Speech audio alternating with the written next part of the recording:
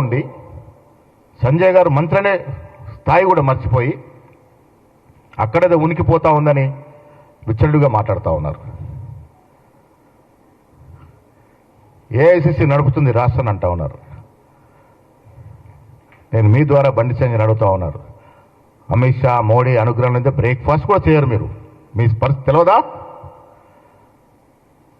అమిత్ షా చెప్పులు తీసి చెప్పులు తొడిగినటువంటి పరిస్థితి మీది. కేంద్ర నాయకులకి చెప్పులు తడినటువంటి పరిస్థితి. ఫోటోలు వీడియోలు చూడలేదా మనం? మాది ప్రజాస్వామ్యాన్ని నమ్ముకున్న పార్టీ. సమిష్టి నిర్ణయాలు ఉంటాయి. ఎస్, భాజపా ఏఐసిసి పిసిసి కలయికతో నిర్ణయాలు చేస్తాం. మాదొక పద్ధతి. ఇలా మా ప్రభుత్వం ఉంది ఇక్కడ. ఉన్నప్పుడు కూడా మీనాక్షి నటరాజన్ వచ్చి అందరికీ విన్నతులు అందరు చెప్పే విషయాలు ఎందుకంటా ఉన్నాం? ఇది ప్రజాస్వామ్యం. ప్రజాస్వామిక స్వేచ్ఛ ఉంది కాబట్టి వింటా ఉన్నాం. కేటీఆర్ లాగానో కేసీఆర్ లాగానో సంజయ్ లాగానో డిక్టేటర్షిప్ ఉండదు మా పార్టీలో. ఏ నిర్ణయమైనా సమిష్టిగా చేస్తాం. ఆ అలవాటు ఉంది మాకు. ప్రజా సంక్షేమ కార్యక్రమాల్లో కాంగ్రెస్ పార్టీ దూసుకుపోతూ ఉంటే మాట్లాడరు. 10 ఏళ్ళు 60,000 ఉద్యోగాలు ఇవ్వాలని పరిస్థితి కేటీఆర్ది అయితే కేసీఆర్ది అయితే మేము 11 మాసాలు 60,000 ఉద్యోగాలు ఇచ్చాం. ఒక్కసారి కితాబ్ ఇవ్వండి దానికి. ఉచితంగా మహిళా బస్సు అనేది చరిత్రాత్మక నిర్ణయం. సన్న బియ్యాలు కేంద్రం మోడీ ఫోటో పెట్టుకోవాలంటాడు సంజయ్. రేపటి నుంచి మీరు దేశవ్యాప్తంగా ఇంప్లిమెంట్ చేయండి. సన్న బియ్యాలు ఇవ్వడం అన్ని రాష్ట్రాల్లో ఇంప్లిమెంట్ చేయండి. ఎవరొద్దంటున్నారు? సన్న బియ్యాల కార్యక్రమం అన్ని రాష్ట్రాల్లో పెట్టండి. కనీసం మీ అధికారం రాష్ట్రాల్లో పెట్టండి.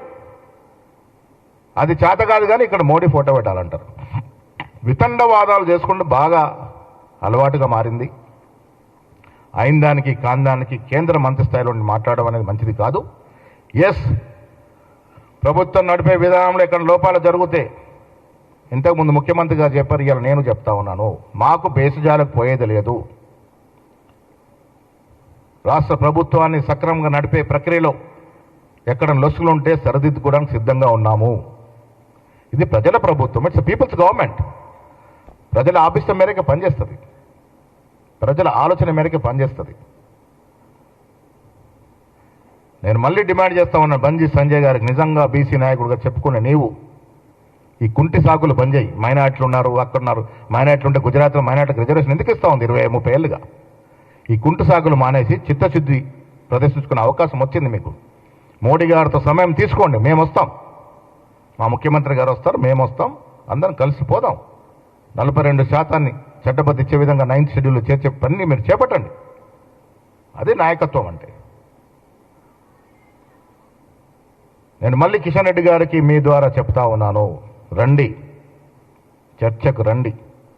మీ రాజకీయ జీవితకాలం మీరు తెలంగాణకు చేసిందేమి? మీ బీజేపీ పార్టీ 11 సంవత్సరాలుగా అధికారంలోకి ఉంది. అంతకుముందు వాజ్పేయి గారు అధికారంలో ఉన్నారు. అప్పుడు కానీ ఇప్పుడు కానీ తెలంగాణకు మీరు చేసిందేమి? ఒక ప్రత్యేక ప్యాకేజ్ ఇచ్చినారా? ప్రత్యేక నిధులు తెచ్చినారా? విధులు తెచ్చినారా? ఏదైనా ప్రాజెక్టు తెచ్చినారా? ఉన్న ప్రాజెక్టు అడ్డుకుంటా ఉన్నారు. బాధాకరమైన విషయం, మెట్రోకు నిధులు రానివ్వరు, మూసి ప్రక్షాళన నిధులు రానివ్వరు, రీజనల్ రింగ్ రోడ్కి నిధులు రానివ్వరు. మీరు తెలంగాణ బిడ్డ కాదా? మీరు అడుగున అడ్డుకుంటా ఉన్నారు. అభివృద్ధి చేయరు, చేస్తున్న కాంగ్రెస్ ప్రభుత్వం నిందిస్తూ ఉంటారు. తెలంగాణ ప్రజలు ఇప్పుడు కానీ భవిష్యత్తులో కానీ కిషన్ రెడ్డి గారికి ఒక్క ఛాన్స్ ఇచ్చే సమస్య లేదు. పనితనం ఉన్నవాడిని, పని చేసేవాడిని ఆదరిస్తారు తెలంగాణ ప్రజలు. ఆ దశగానే రాజకీయాలు ఉంటాయి. తెలంగాణలో ఛాన్స్ కావాలని అడిగే ముందు మీరు తెలంగాణకు ఏం చేశారో స్పష్టత ఇవ్వాల్సిన అవసరం ఉన్నది. Thank you.